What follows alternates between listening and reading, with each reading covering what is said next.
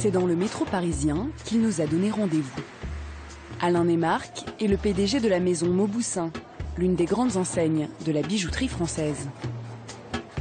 Je fais un joaillier de la place Vendôme dans le métro. Il va rejoindre ses clients. Dans la profession, il est considéré comme un rebelle, le premier à avoir fait descendre le bijou de luxe de son piédestal. Depuis 2008, ses campagnes de publicité s'affichent jusque dans le métro, du jamais vu dans l'univers très fermé de la joaillerie. C'est pas une icône de mode, c'est pas une icône de beauté, c'est une femme comme les autres, qui a une peau comme les autres et qui porte une bague pas comme les autres. Je crois qu'il n'y a pas une femme qui est aujourd'hui dans le métro, aujourd'hui, qui regarde l'image et qui se dit ça peut pas être moi. Ils sont pas là vos clients? Ils sont bien sûr qu'elles sont là, mes clients. Vous les voyez là? La cliente d'en face, c'est une cliente. C'est une cliente. Le hasard fait bien les choses, c'était une cliente. Attirer tous les pouvoirs d'achat, une stratégie marketing qui bouscule la très sélecte place Vendôme. Dans les crins de la haute joaillerie française, les bijoux sont uniques et les prix tellement étourdissants qu'ils ne sont jamais affichés. Sauf dans cette vitrine. Chaque jour, ils sont de plus en plus nombreux à pousser la porte de l'enfant terrible de la place. Est-ce que je pourrais avoir la bague trop divine, toi? Oui, bien sûr. Merci. Et puis tellement divine aussi. En 2002, Alain Neymarck rejoint l'enseigne. Cet as du marketing qui n'avait jamais travaillé dans la joaillerie, sauve la maison de la faillite. Là, on est devant une bague mythique chez nous parce que la Chains of Love est une bague que nous avons vendue à la date d'aujourd'hui plus de 60 000 pièces. C'est beaucoup, pas beaucoup. Oui, oui, c'est beaucoup, c'est beaucoup. C'est beaucoup pour vous donner un ordre de grandeur. Quand moi je suis arrivé place Vendôme, la maison faisait au total, dans le monde, la maison faisait au total 3 000 pièces. Prix d'entrée pour cette bague de fiançailles, 1 320 €. Mais le même modèle existe aussi en 10 fois plus cher. La différence, c'est la taille du diamant.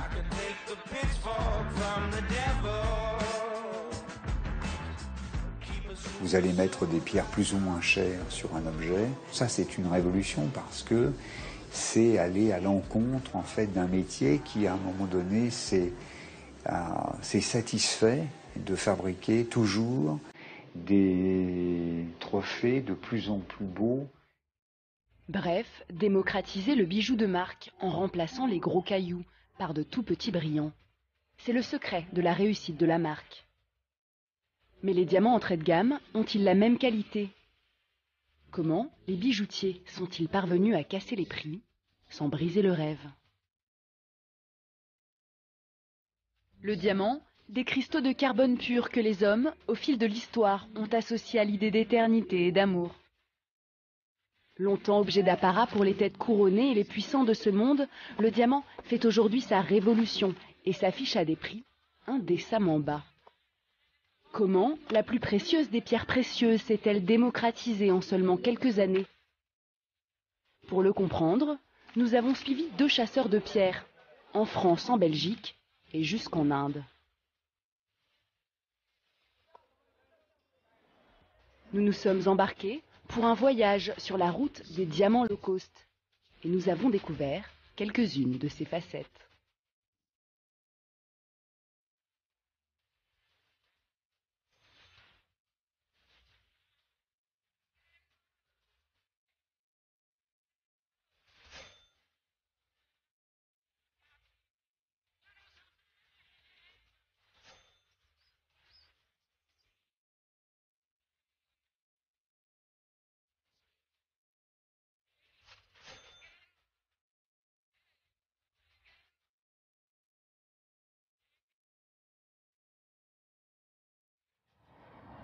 Aujourd'hui, pour s'offrir un diamant, nul besoin d'aller place Vendôme. Après avoir poussé son caddie, un petit détour suffit pour s'acheter une rivière de diamants. Bonjour madame. Je vous propose la rivière en diamant. Oui, bien sûr. Allez-y. Celle-ci, voilà, c'est la plus petite, elle est à 1 399 €, sachant que vous avez moins 40% dessus actuellement. Une opération commerciale qui permet à cette chaîne de bijouterie de proposer un solitaire à seulement 26 €. Mais à ce prix-là, la monture est en céramique et la pierre est minuscule. Et vous avez donc 0,01 carat de diamant.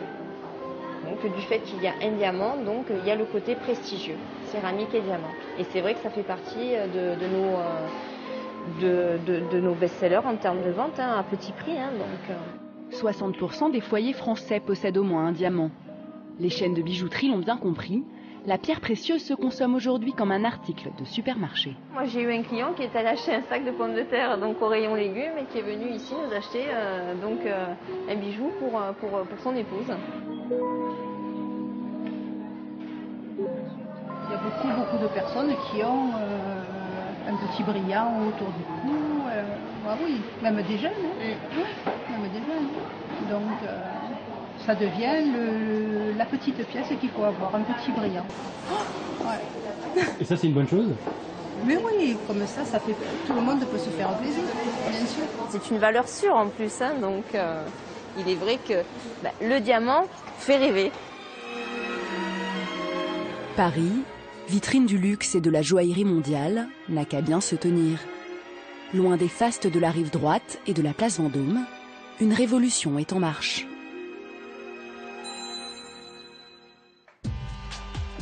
Le consommateur n'a même plus besoin de se déplacer. Le diamant est entré dans son salon. Il suffit d'un clic pour le commander. David Sussman est un diamantaire nouvelle génération, l'un des premiers à avoir misé sur Internet.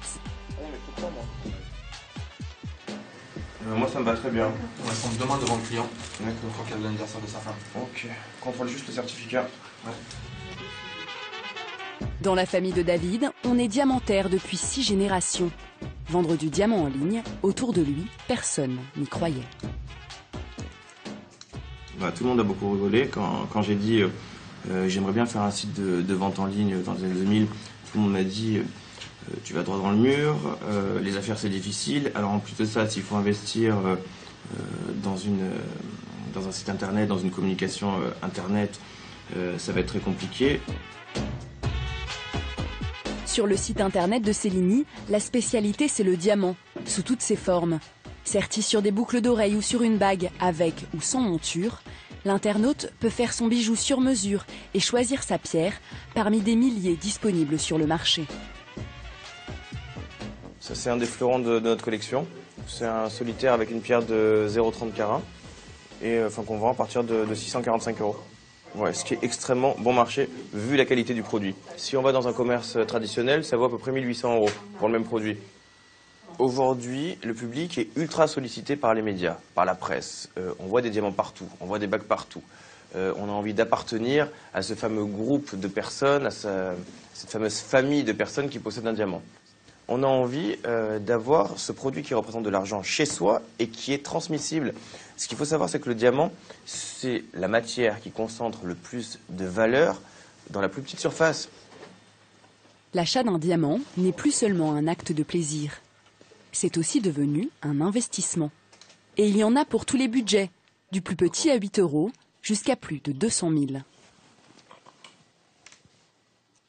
Et ça dénature pas un peu la réputation de luxe du diamant, de le vendre en ligne? Je pense pas du tout en réalité. Je pense qu'on change le mode de consommation, je pense qu'on évolue et surtout je pense qu'on a la chance de pouvoir éduquer le client et de le rendre initié. Pour les connaisseurs, commander son diamant en ligne est devenu un jeu d'enfant. Ceux qui n'osent pas encore acheter ce produit de luxe à l'aveugle peuvent prendre rendez-vous avec Chloé Guillon, diplômée en gémologie. Alors le éternel en 1 carat, le voici. Pour faire correspondre le prix du bijou et le budget de son client, elle va jouer sur les différentes qualités du diamant. J'ai votre budget en tête, ouais. Donc j'essaie déjà d'imaginer quel type de pierre vous pourriez avoir. Ouais. Là, à ce tarif-là, vous êtes sur une qualité II1. D'accord. Donc vous m'avez dit que vous connaissiez un petit peu. Ouais. Donc on va reprendre la classification. Tant qu'on n'a pas vu ce qu'on a acheté, on est un peu dans l'attente, dans l'expectative. D'autant plus que moi j'y connais rien en diamant, donc je ne sais pas si On me dit que SI1, ça se voit un tout petit peu, mais qu'est-ce que ça veut dire se voir un tout petit peu? Oui. Petit cours à l'usage des non-initiés. Le premier critère, c'est le carat, le poids de la pierre. C'est la graine de carouble qui lui a donné son nom. Son poids extrêmement stable était utilisé dans l'Antiquité pour le commerce de pierres précieuses. Deuxième critère, la couleur du diamant. Elle est notée de la lettre D transparent à la lettre Z teintée de brun. Les diamants les plus chers sont incolores. Troisième critère, la pureté. La plus belle des pierres ne comporte pas d'inclusion. Ces petites taches visibles à la loupe ou à l'œil nu. Enfin, la précision de la taille. La forme la plus connue est la taille brillant ou rond, inventée en 1919 par un tailleur en versoix, Tolkowski. Ces 57 facettes doivent être symétriques pour que la pierre reflète au mieux la lumière. On parle alors du feu du diamant. Moi, je m'étais fixé comme budget entre 2 000 et 3 000 euros. Bon, on va certainement être un petit peu au-dessus. Pas forcément. Je peux vous proposer un produit à 3 000 euros. D'accord. En I Oui. et en SI1. D'accord. Voilà. Je vous garantis que vous l'aimerez. Vous serez, voilà. Vous allez avoir des étoiles plein les yeux, ça j'en suis sûre et certaine. Moi peut-être pas. Oh si. Et pour trouver cette pierre qui émerveillera son client, Chloé s'apprête à partir très loin. Chloé, on prépare ton voyage en Inde? Ok, tu prends des 20 centièmes. Ouais. Okay. 25, on est blindé de marchandises. Ouais. J'ai 10 carats au stock. 30 points, t'en as plus? 30 points, je veux bien. Ici, plus de 70% des diamants sont achetés en Inde. Dessus. Et je pense que sur 25 pierres, ils peuvent te faire un prix défiant toute concurrence. On va à l'épicentre du diamant, à l'endroit le plus proche qu'un acheteur puisse aller à partir du moment où le diamant est déjà poli. Ok, bon bah je regarde ça. Si je me débrouille bien, à Bombay, je devrais trouver dans mes lots des choses quand même sympathiques qui feront rêver la cliente.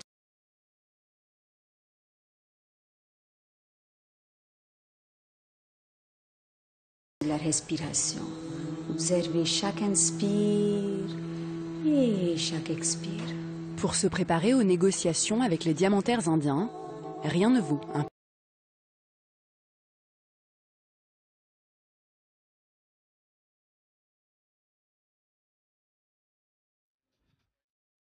Avec Chloé, nous nous embarquons sur la route des diamants moins chers. Première étape, Bombay, la capitale économique indienne. La folie de Bombay.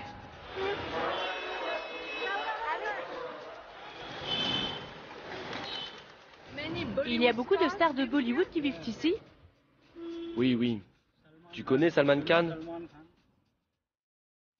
Salman quoi? Ça fait du bien déjà de sentir un peu cette énergie complètement différente de Paris. L'Inde est absolument la destination incontournable. C'est la capitale du diamant maintenant et il faut venir ici, il faut chercher, on est des têtes chercheuses. Allez, c'est parti. Chloé commence ici sa chasse au trésor. Tower C. Parce que le complexe est assez énorme. Et ça ne s'annonce pas si facile que ça. Bienvenue à la Bharat Diamond Bourse, la plus grande bourse de diamants du monde. Un complexe de 300 000 mètres carrés sorti de terre en 2010. Plus de 30 000 personnes y viennent travailler chaque jour. C'est l'arme des Indiens pour conquérir le négoce international de la pierre. Les diamantaires viennent du monde entier pour faire du business chez nous. Bonjour, je cherche la tour F. Ah, F, c'est là-bas? Ok, thank you. Ok, merci.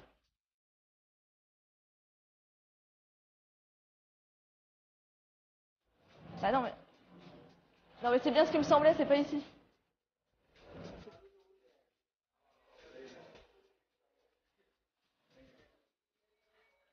Il y a très peu de femmes à la bourse, comme on peut le voir.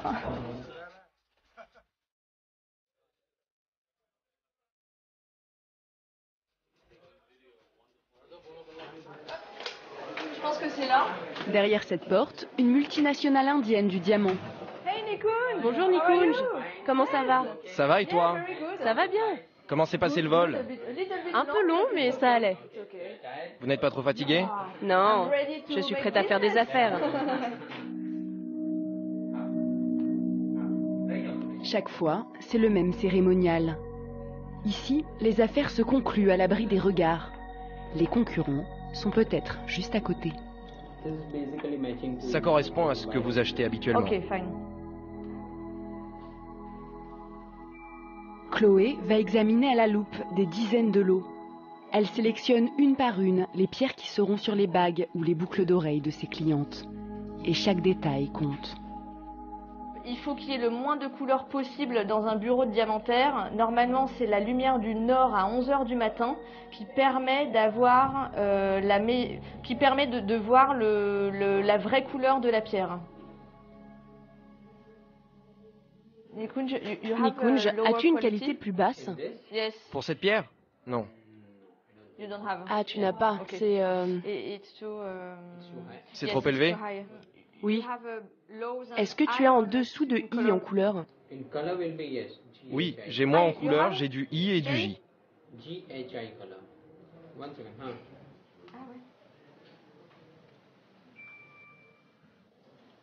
Cette pierre, elle me plaît.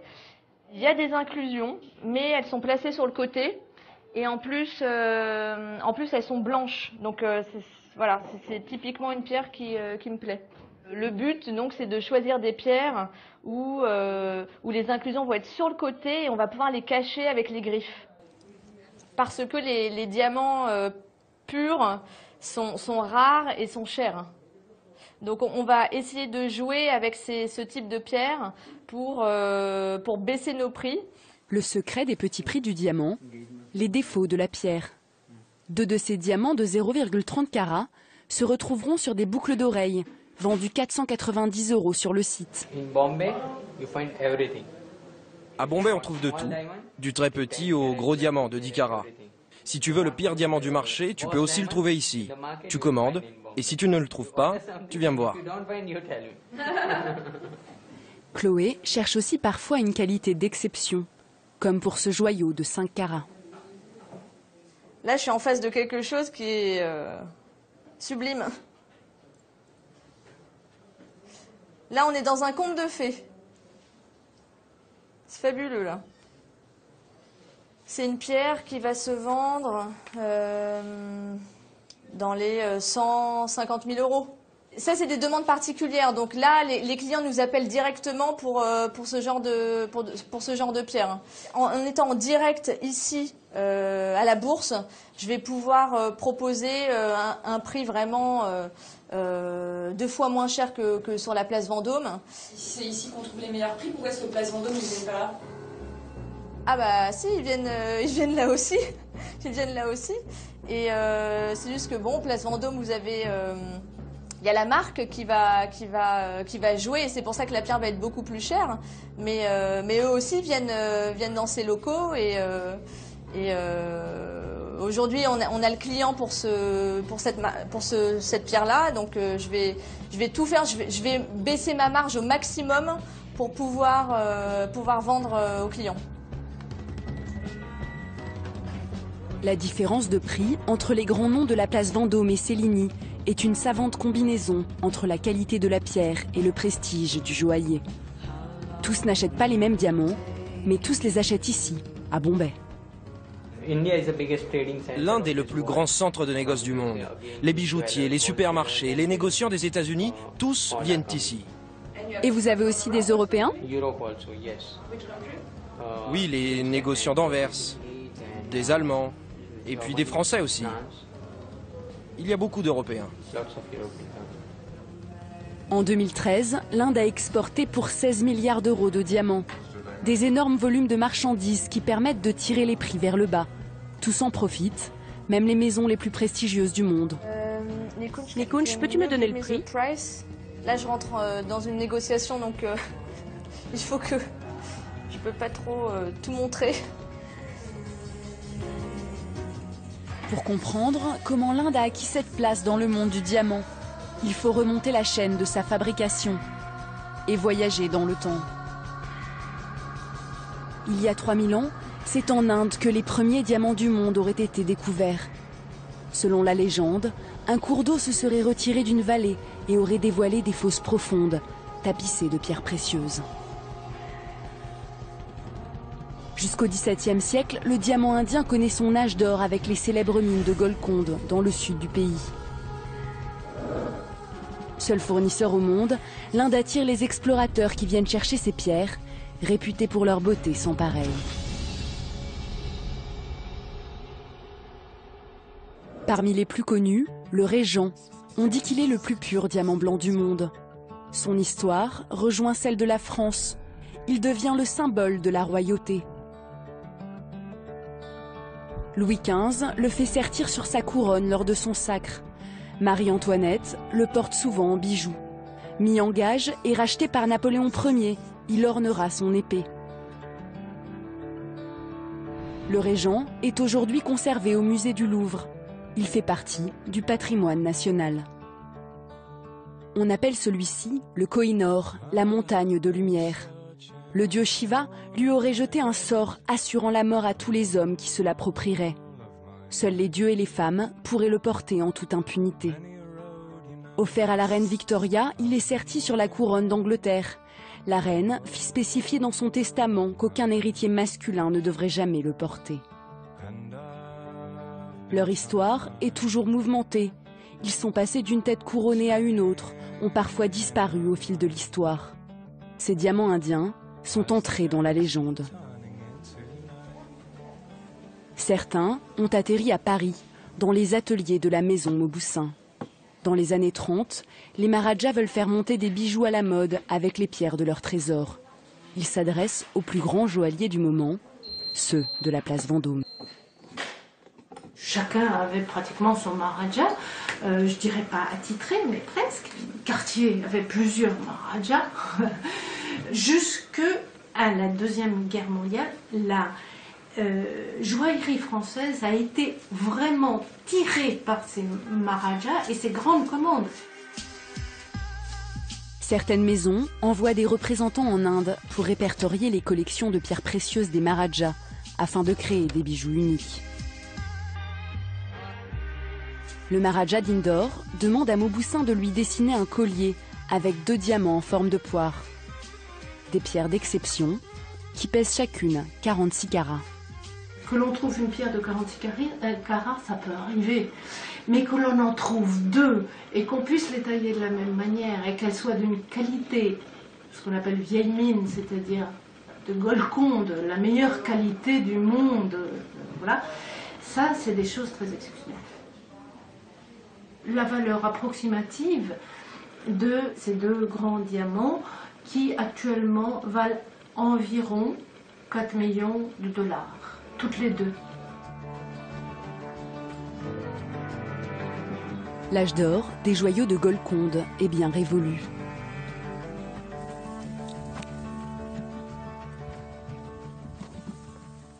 Surexploitée, la terre indienne s'est tarie. Elle n'offre plus aujourd'hui que des petits diamants.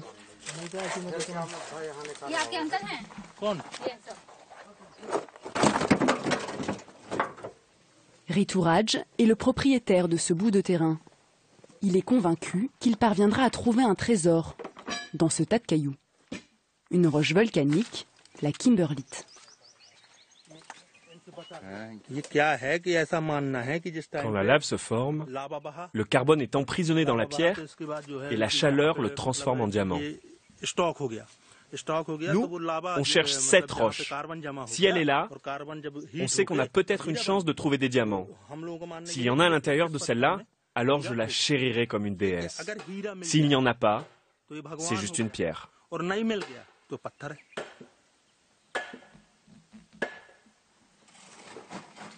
Dans ces petites mines, les méthodes d'extraction semblent être les mêmes depuis des siècles.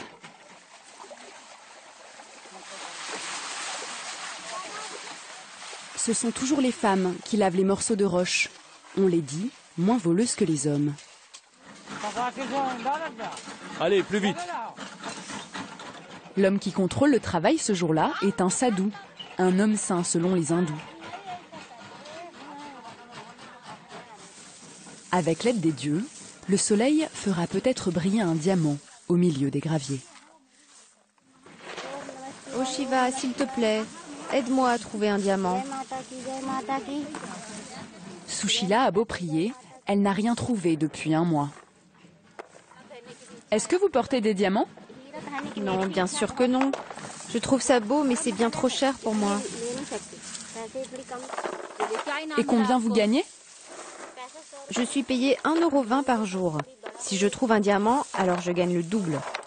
Et si c'est un gros diamant, alors le patron m'offre un sari. Siri Tourage a de la chance, sa mine produira cette année une dizaine de carats qu'il vendra aux enchères. Ici, ce n'est qu'une goutte d'eau dans la mer. Les Indiens qui font fortune avec le diamant, ce sont les hommes d'affaires à la bourse de Bombay ou à Surat. Il y a peut-être encore des trésors enfouis dans cette terre. Mais les Indiens ont depuis longtemps tourné le dos à ce passé minier. Ils ont tout misé sur un secteur d'avenir, la taille des diamants. Pour eux, un nouvel âge d'or a commencé.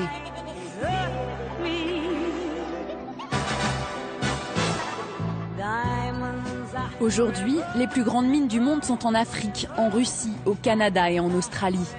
Acheté par quelques grosses firmes internationales, le diamant brut transite ensuite par les bourses diamantaires à Anvers, Londres, Bombay, Dubaï ou New York. Plus de 90% de ces diamants bruts sont ensuite envoyés en Inde, à Surat. Une ville de 2,5 millions d'habitants. En l'espace de quelques années, elle est devenue le centre mondial de la taille du diamant.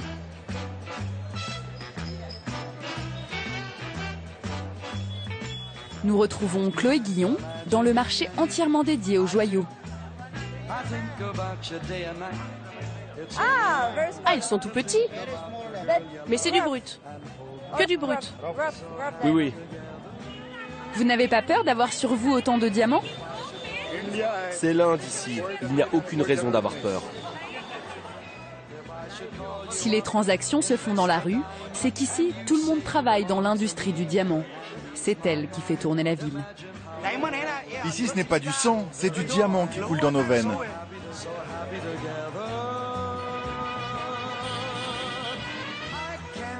Pour Chloé, c'est la première fois à Surat. Non, c'est absolument dingue. C'est vraiment... c'est atypique, je ne reviens pas.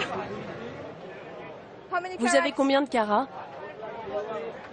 26 carats. 1 lac. Ça fait 90 $ par carat. Donc c'est petite marchandise. Ça pourrait se retrouver sur des bagues chez vous? Non, quand même pas.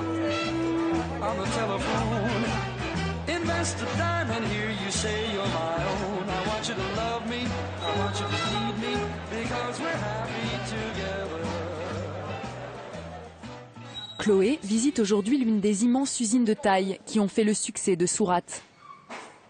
Elle veut avoir un œil sur toutes les étapes de la fabrication du diamant qui finira au doigt de ses clientes. Hello, nice to Bonjour. meet you. Enchantée. Hello, nice to meet you. Mukesh, le directeur de la production, tient à montrer à son invité un diamant brut qu'il vient tout juste de recevoir.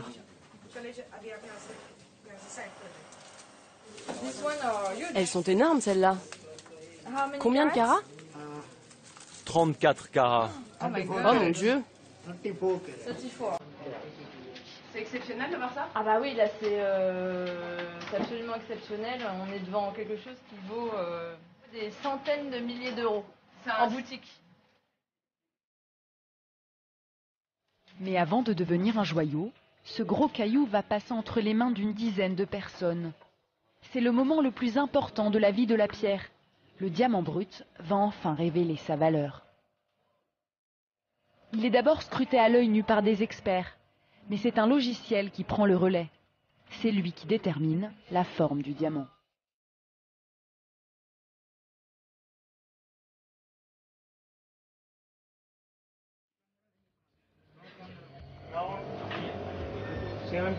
Avec le brillant, j'ai un poids de 7,5 carats. Mais avec une forme en émeraude, je garde près de 9 carats. Mais c'est toujours la forme brillant la meilleure. Pourquoi? Parce que c'est celle qui se vend le mieux. C'est la forme pour laquelle il y a le plus de demandes. La brillante, je peux la vendre à 7 200 €, alors que l'émeraude me rapportera moins de 6 000 €. Mais la spécialité des usines indiennes, ce sont les petits diamants, plus adaptés à la demande des supermarchés et des grandes chaînes de bijouterie.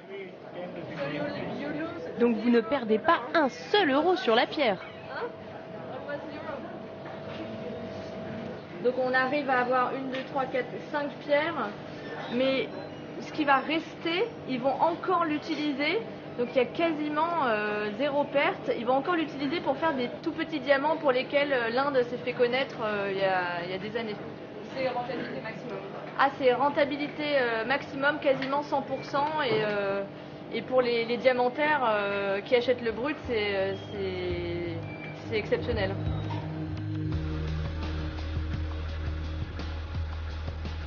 L'Inde est aujourd'hui le leader mondial de la taille. 11 diamants sur 12 dans le monde sortent d'usines comme celle-ci. La clé de cette réussite, ce sont ces hommes, les petites mains de la success story indienne. Ici, ils sont plus de 300, comme Kantilal. Il polit des diamants depuis 32 ans. Entre ses doigts, une pierre précieuse est en train de naître. Pour être un bon tailleur, il faut avoir de bons yeux et des mains stables. Mais il faut aussi savoir se servir de son cerveau, être concentré en permanence en travaillant. Si je ne m'arrête pas à temps, la pierre sera abîmée. Je dois aussi en permanence essayer de préserver son poids, car si j'arrive à garder quelques grammes supplémentaires, alors le patron sera content, car il fera du profit. Et le patron n'est jamais loin. Il contrôle la pierre à chaque étape. La moindre erreur de taille peut lui faire perdre beaucoup d'argent. Au départ, ce diamant brut de 1 carat valait 930 €.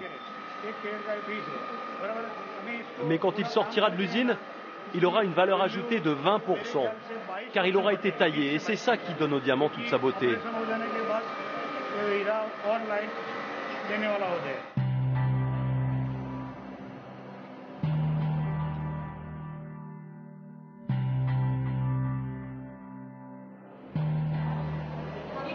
C'est combien de carats? 2 carats 50. Les Indiens ont commencé à tailler avec le brut que personne ne voulait. Ils ont appris à tailler donc plutôt des petites pierres. Et puis au fur et à mesure, ça fait une 50aine d'années, ils se sont largement améliorés. Et aujourd'hui, ils sortent des diamants d'une qualité de taille vraiment exceptionnelle. C'est digne des grands en fait, des grands tailleurs.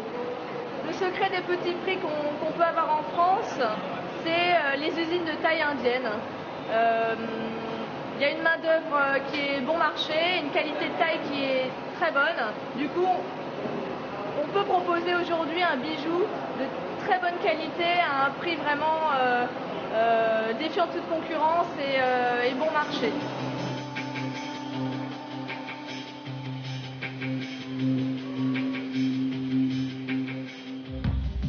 La quête des petits prix a fait le succès de Surat. Comment contrôler un marché qui explose? Le diamant pas cher a-t-il un coût? Humain cette fois.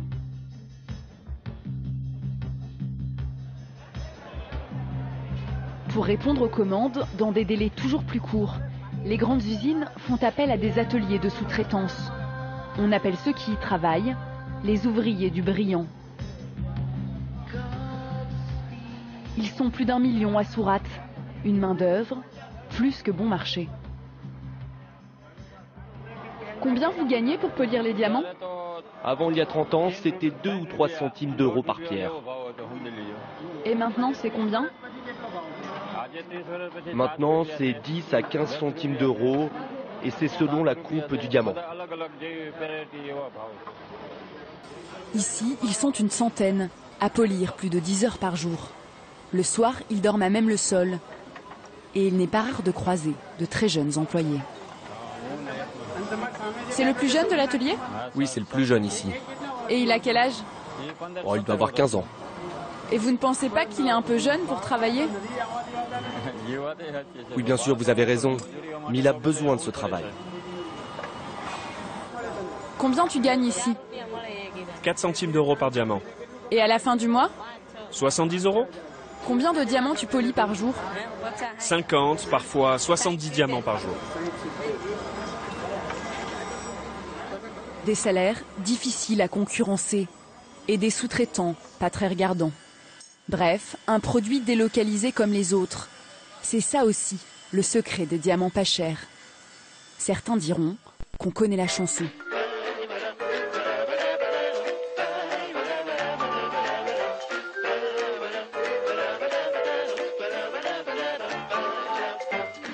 À 8000 km de Surat, nous avançons sur la route du diamant indien. Nous retrouvons David Sussman. Non, parce que regarde, toi tu proposes 14 000 si tu veux. Moi, le truc que je t'ai... Non, mais tu m'as proposé 14, je t'ai pas une seconde, Nina, quittez pas une seconde. Allô? Il est 7 h du matin, sa journée de travail a déjà commencé. 2 fois par mois, David se rend à Anvers pour récupérer les marchandises envoyées d'Inde et rendre visite à de vieilles connaissances. J'ai grandi dans des usines de taille avec mon papy qui me montrait toujours voilà le diamant brut, voilà comment on peut le tailler. J'ai une maman qui était associée avec un Indien, donc du coup j'ai grandi avec ses enfants, donc du coup on a voyagé ensemble, on est sortis ensemble. Diamantaire c'est sanguin, hein. On s'improvise pas diamantaire, on sort pas d'une école de commerce, on trouve des investisseurs et bonjour, je suis diamantaire. Il y a beaucoup de professionnels du métier, hein. Il y en a peut-être une dizaine de milliers dans le monde. Enfin, c'est comme un club géant qui est plus ou moins fermé. Le siège de ce club fermé est ici à Anvers, la capitale du diamant depuis 500 ans. C'est the place to be pour acheter du diamant. Malgré la concurrence de l'Inde, Anvers reste la place numéro 1 du commerce de diamants. Des milliards d'euros de marchandises changent ici de main chaque année. Il y a des caméras de surveillance partout parce que c'est un endroit qui est ultra sécurisé, ultra protégé, vu la quantité de valeurs marchandes qu'on trouve dans les différents bureaux. C'est-à-dire que c'est très possible que, quelle que soit la personne que vous rencontriez, elle ait 100, 200 000 dollars de marchandises sur elle. Longtemps, les Juifs orthodoxes ont eu le monopole du négoce, mais ils ont été dépassés par une autre communauté. Les Indiens sont aujourd'hui les nouveaux maîtres de la capitale anversoise. David a rendez-vous avec l'un d'entre eux. C'est un de ses amis d'enfance.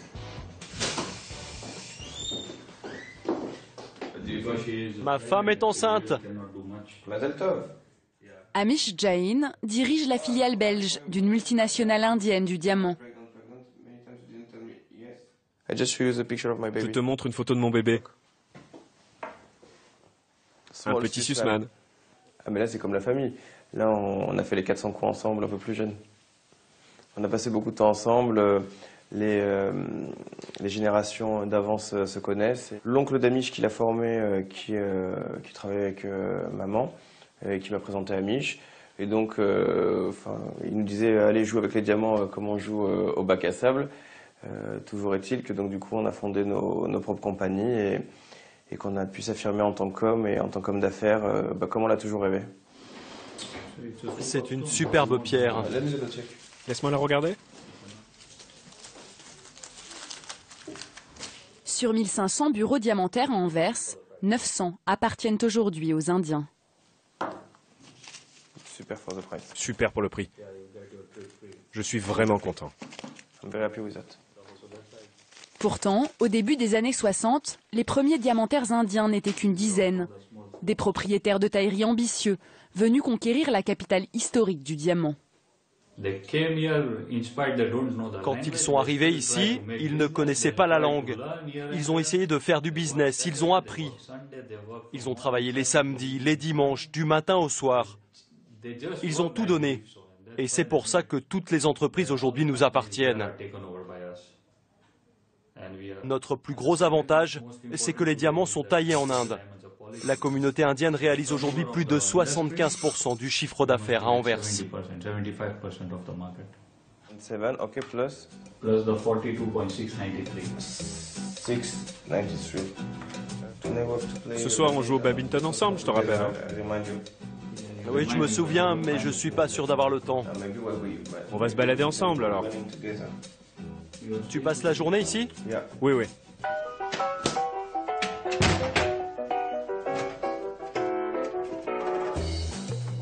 Pour les hommes d'affaires comme Amish, se promener dans le quartier diamantaire, c'est l'occasion de travailler son réseau. La diaspora indienne s'est très bien intégrée. Bonjour. Bonjour. Tu vois l'homme qui est là-bas? C'est le président de la Bourse du Brut. Ici, on croise tous les décideurs du monde du diamant, même des chefs d'État, comme le président du Sierra Leone, en visite ce jour-là.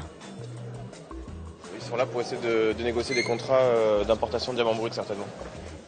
Le gouvernement belge a exonéré de taxes l'importation de diamants bruts. C'est plus facile que n'importe où dans le monde. Ailleurs, il y a toujours des réglementations. La Belgique, c'est un port d'entrée libre pour le brut. C'est pour ça que de partout, d'Afrique, de Russie, du Canada, le brut arrive ici. Je suis David. Bonjour. Ils sont comment dans les affaires, les Indiens? Dur. Dur. Quand nous on négocie à 50 ou à 100 $ près.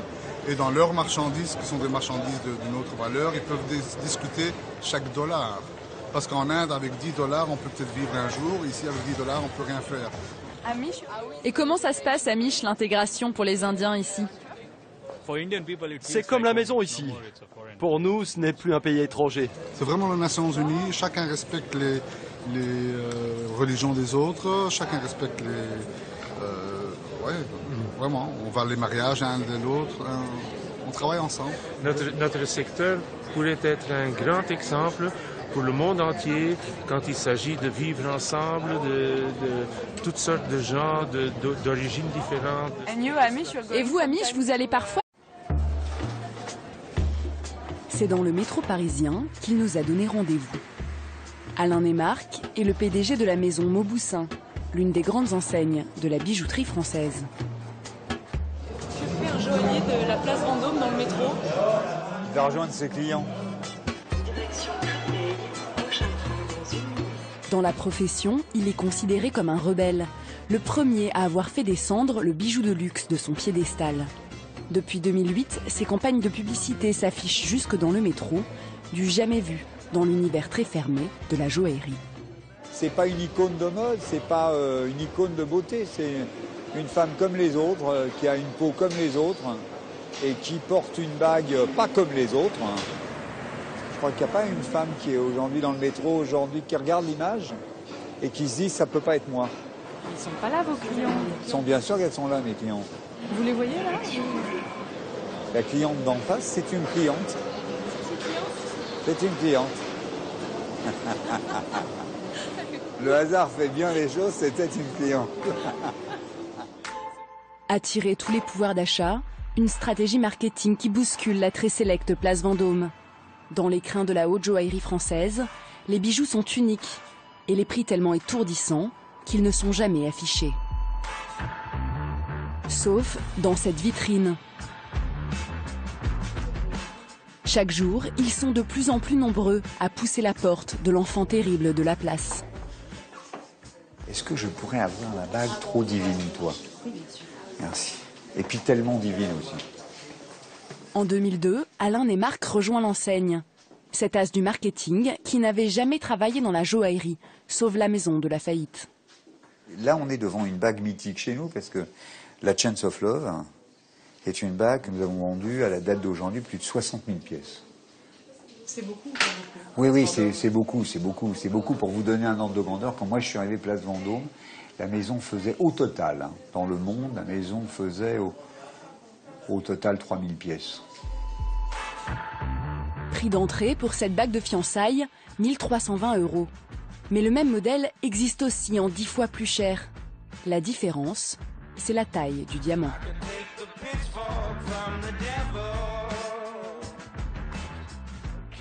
vous allez mettre des pierres plus ou moins chères sur un objet. Ça, c'est une révolution parce que c'est aller à l'encontre en fait d'un métier qui, à un moment donné, s'est satisfait de fabriquer toujours des trophées de plus en plus beaux. Bref, démocratiser le bijou de marque en remplaçant les gros cailloux par de tout petits brillants. C'est le secret de la réussite de la marque. Mais les diamants entrée de gamme ont-ils la même qualité? Comment les bijoutiers sont-ils parvenus à casser les prix sans briser le rêve? Le diamant, des cristaux de carbone pur que les hommes, au fil de l'histoire, ont associés à l'idée d'éternité et d'amour. Longtemps objet d'apparat pour les têtes couronnées et les puissants de ce monde, le diamant fait aujourd'hui sa révolution et s'affiche à des prix indécemment bas. Comment la plus précieuse des pierres précieuses s'est-elle démocratisée en seulement quelques années? Pour le comprendre, nous avons suivi 2 chasseurs de pierres, en France, en Belgique et jusqu'en Inde. Nous nous sommes embarqués pour un voyage sur la route des diamants low cost et nous avons découvert quelques-unes de ces facettes.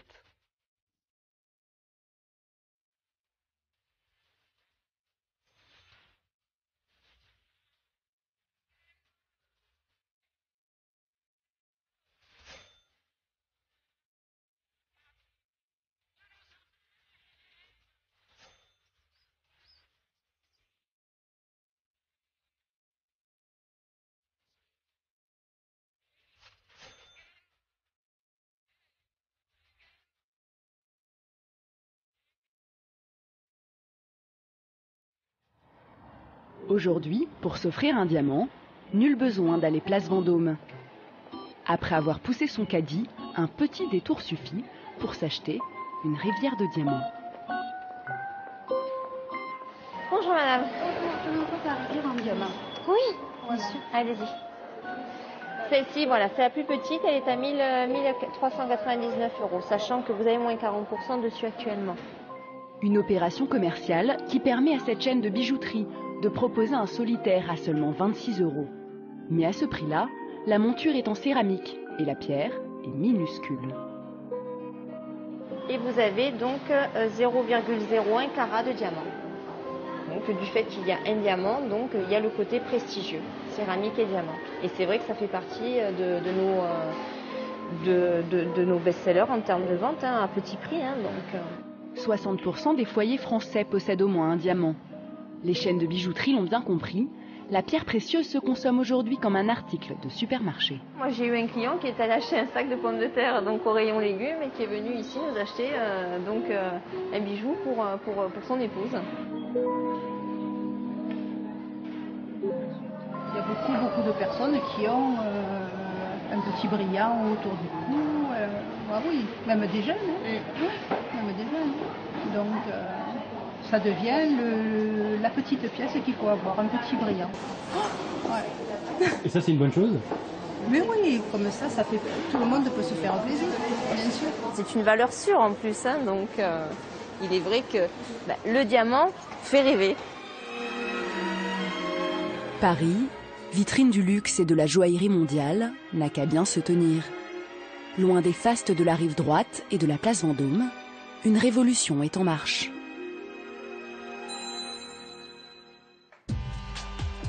Le consommateur n'a même plus besoin de se déplacer. Le diamant est entré dans son salon. Il suffit d'un clic pour le commander. David Sussman est un diamantaire nouvelle génération, l'un des premiers à avoir misé sur Internet. Moi, ça me va très bien. Ouais, on me demande devant le client. D'accord. Il faut qu'il y ait l'anniversaire de sa femme. Ok. Contrôle juste le certificat. Ouais. Dans la famille de David, on est diamantaire depuis 6 générations. Vendre du diamant en ligne, autour de lui, personne n'y croyait. Tout le monde a beaucoup rigolé quand j'ai dit j'aimerais bien faire un site de vente en ligne dans les années 2000. Tout le monde m'a dit tu vas droit dans le mur, les affaires c'est difficile. Alors en plus de ça, s'il faut investir dans un site internet, dans une communication internet, ça va être très compliqué. Sur le site internet de Cellini, la spécialité c'est le diamant, sous toutes ses formes. Serti sur des boucles d'oreilles ou sur une bague, avec ou sans monture, l'internaute peut faire son bijou sur mesure et choisir sa pierre parmi des milliers disponibles sur le marché. Ça, c'est un des fleurons de notre collection. C'est un solitaire avec une pierre de 0,30 carats et qu'on vend à partir de 645 €. Ouais, ce qui est extrêmement bon marché vu la qualité du produit. Si on va dans un commerce traditionnel, ça vaut à peu près 1800 € pour le même produit. Aujourd'hui, le public est ultra sollicité par les médias, par la presse. On voit des diamants partout, on voit des bagues partout. On a envie d'appartenir à ce fameux groupe de personnes, à cette fameuse famille de personnes qui possèdent un diamant. On a envie d'avoir ce produit qui représente de l'argent chez soi et qui est transmissible. Ce qu'il faut savoir, c'est que le diamant, c'est la matière qui concentre le plus de valeur dans la plus petite surface. L'achat d'un diamant n'est plus seulement un acte de plaisir. C'est aussi devenu un investissement. Et il y en a pour tous les budgets, du plus petit à 8 € jusqu'à plus de 200 000. Et ça dénature pas un peu la réputation de luxe du diamant de le vendre en ligne? Je pense pas du tout en réalité. Je pense qu'on change le mode de consommation, je pense qu'on évolue et surtout je pense qu'on a la chance de pouvoir éduquer le client et de le rendre initié. Pour les connaisseurs, commander son diamant en ligne est devenu un jeu d'enfant. Ceux qui n'osent pas encore acheter ce produit de luxe à l'aveugle peuvent prendre rendez-vous avec Chloé Guillon, diplômée en gémologie. Alors le éternel en 1 carat, le voici. Pour faire correspondre le prix du bijou et le budget de son client, elle va jouer sur les différentes qualités du diamant. J'ai votre budget en tête, donc j'essaie déjà d'imaginer quel type de pierre vous pourriez avoir. Là, à ce tarif-là, vous êtes sur une qualité II1. D'accord. Donc vous m'avez dit que vous connaissiez un petit peu. Ouais. Donc on va reprendre la classification. Tant qu'on n'a pas vu ce qu'on a acheté, on est un peu dans l'attente, dans l'expectative. D'autant plus que moi j'y connais rien en diamant, donc je ne sais pas si on me dit que SI1 ça se voit un tout petit peu, mais qu'est-ce que ça veut dire se voir un tout petit peu? Oui. Petit cours à l'usage des non-initiés. Le premier critère, c'est le carat, le poids de la pierre. C'est la graine de carouble qui lui a donné son nom. Son poids extrêmement stable était utilisé dans l'Antiquité pour le commerce de pierres précieuses. Deuxième critère, la couleur du diamant. Elle est notée de la lettre D transparent à la lettre Z teintée de brun. Les diamants les plus chers sont incolores. Troisième critère, la pureté. La plus belle des pierres ne comporte pas d'inclusion. Ces petites taches visibles à la loupe ou à l'œil nu. Enfin, la précision de la taille. La forme la plus connue est la taille brillant ou rond, inventée en 1919 par un tailleur anversois, Tolkowski. Ces 57 facettes doivent être symétriques pour que la pierre reflète au mieux la lumière. On parle alors du feu du diamant. Moi je m'étais fixé comme budget entre 2 000 et 3 000 €. Bon, on va certainement être un petit peu au-dessus. Pas forcément. Je peux vous proposer un produit à 3 000 €. D'accord. En I et en SI1. D'accord. Voilà. Je vous garantis que vous l'aimerez. Vous serez, voilà. Vous allez avoir des étoiles plein les yeux, ça j'en suis sûre et certaine. Moi peut-être pas. Oh si. Et pour trouver cette pierre qui émerveillera son client, Chloé s'apprête à partir très loin. Chloé, on prépare ton voyage en Inde? Ok, tu prends des 20 centièmes. 25, on est blindé de marchandises. J'ai 10 carats au stock. 30 points, t'en as plus? Ici, plus de 70% des diamants sont achetés en Inde. Dessus. Et je pense que sur 25 pierres, ils peuvent te faire un prix défiant toute concurrence. On va à l'épicentre du diamant, à l'endroit le plus proche qu'un acheteur puisse aller à partir du moment où le diamant est déjà poli.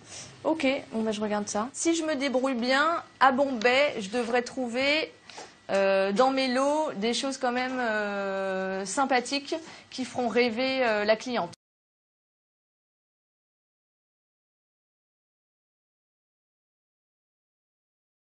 La respiration. Observez chaque inspire et chaque expire.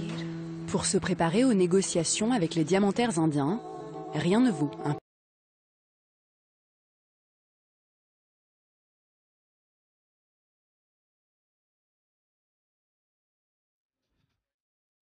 Avec Chloé, nous nous embarquons sur la route des diamants moins chers.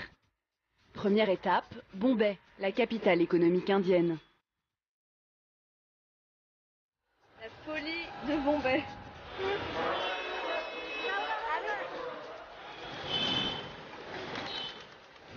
Il y a beaucoup de stars de Bollywood qui vivent ici. Oui, oui. Tu connais Salman Khan? Salman quoi? Ça fait du bien déjà de sentir un peu cette énergie complètement différente de Paris. L'Inde est absolument la destination incontournable. C'est la capitale du diamant maintenant et il faut venir ici, il faut chercher, on est des têtes chercheuses.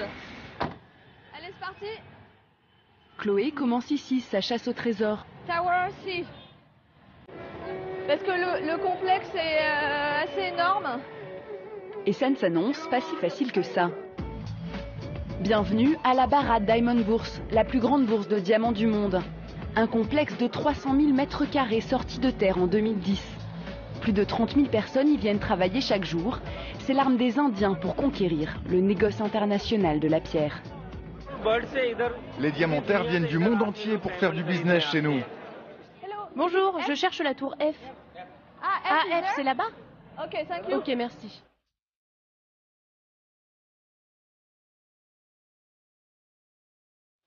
Bah non mais c'est bien ce qui me semblait, c'est pas ici.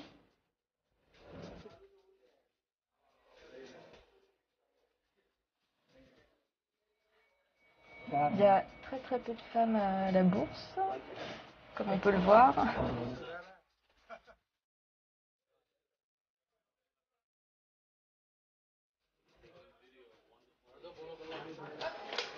Je pense que c'est là. Derrière cette porte, une multinationale indienne du diamant. Hey Nikunj. Bonjour Nikunj. Comment ça va? Ça va et toi? Ça va bien. Comment s'est passé le vol? Un peu long, mais ça allait. Vous n'êtes pas trop fatigué? Non, je suis prête à faire des affaires. Chaque fois, c'est le même cérémonial. Ici, les affaires se concluent à l'abri des regards. Les concurrents sont peut-être juste à côté. Ça correspond à ce que vous achetez habituellement. Ok, fine. Chloé va examiner à la loupe des dizaines de lots. Elle sélectionne une par une les pierres qui seront sur les bagues ou les boucles d'oreilles de ses clientes. Et chaque détail compte. Il faut qu'il y ait le moins de couleurs possible dans un bureau de diamantaire. Normalement, c'est la lumière du nord à 11 h du matin qui permet d'avoir de voir la vraie couleur de la pierre. Nikunj, as-tu une qualité plus basse? Yes. Pour cette pierre? Non. You don't have. Ah, tu n'as pas. Okay. C'est C'est trop élevé? Oui. Est-ce que tu as en dessous de I en couleur? Oui, j'ai moi en couleur, j'ai du I et du J.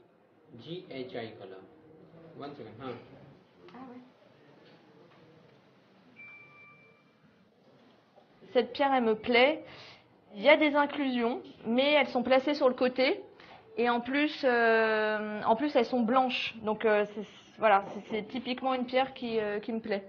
Le but, donc, c'est de choisir des pierres où les inclusions vont être sur le côté et on va pouvoir les cacher avec les griffes. Parce que les diamants purs sont rares et sont chers. Donc on va essayer de jouer avec ce type de pierre pour baisser nos prix. Le secret des petits prix du diamant, les défauts de la pierre. 2 de ces diamants de 0,30 carats se retrouveront sur des boucles d'oreilles, vendues 490 € sur le site. À Bombay, on trouve de tout, du très petit au gros diamant de 10 carats. Si tu veux le pire diamant du marché, tu peux aussi le trouver ici. Tu commandes, et si tu ne le trouves pas, tu viens me voir. Chloé cherche aussi parfois une qualité d'exception, comme pour ce joyau de 5 carats. Là, je suis en face de quelque chose qui est sublime. Là, on est dans un conte de fées. C'est fabuleux, là. C'est une pierre qui va se vendre dans les 150 000 euros. Ça, c'est des demandes particulières. Donc là, les clients nous appellent directement pour ce genre de pierre. En étant en direct ici à la bourse, je vais pouvoir proposer un prix vraiment 2 fois moins cher que sur la place Vendôme. C'est ici qu'on trouve les meilleurs prix. Pourquoi est-ce que place Vendôme, ils ne viennent pas là? Ah bah si, ils viennent là aussi. Ils viennent là aussi. Et c'est juste que bon, place Vendôme, vous avez... Il y a la marque qui va jouer et c'est pour ça que la pierre va être beaucoup plus chère. Mais eux aussi viennent dans ces locaux et aujourd'hui on a le client pour cette pierre-là. Donc je vais tout faire. Je vais baisser ma marge au maximum pour pouvoir vendre aux clients. La différence de prix entre les grands noms de la place Vendôme et Céligny est une savante combinaison entre la qualité de la pierre et le prestige du joaillier. Tous n'achètent pas les mêmes diamants, mais tous les achètent ici, à Bombay. L'Inde est le plus grand centre de négoce du monde. Les bijoutiers, les supermarchés, les négociants des États-Unis, tous viennent ici. Et vous avez aussi des Européens? Oui, les négociants d'Anvers, des Allemands, et puis des Français aussi. Il y a beaucoup d'Européens. En 2013, l'Inde a exporté pour 16 milliards d'euros de diamants. Des énormes volumes de marchandises qui permettent de tirer les prix vers le bas. Tous en profitent, même les maisons les plus prestigieuses du monde. Nikunj, peux-tu me donner le prix? Là, je rentre dans une négociation, donc il faut que... Je peux pas trop tout montrer. Pour comprendre comment l'Inde a acquis cette place dans le monde du diamant, il faut remonter la chaîne de sa fabrication et voyager dans le temps. Il y a 3000 ans, c'est en Inde que les premiers diamants du monde auraient été découverts. Selon la légende, un cours d'eau se serait retiré d'une vallée et aurait dévoilé des fosses profondes, tapissées de pierres précieuses. Jusqu'au XVIIe siècle, le diamant indien connaît son âge d'or avec les célèbres mines de Golconde, dans le sud du pays. Seul fournisseur au monde, l'Inde attire les explorateurs qui viennent chercher ces pierres, réputées pour leur beauté sans pareille. Parmi les plus connus, le Régent. On dit qu'il est le plus pur diamant blanc du monde. Son histoire rejoint celle de la France. Il devient le symbole de la royauté.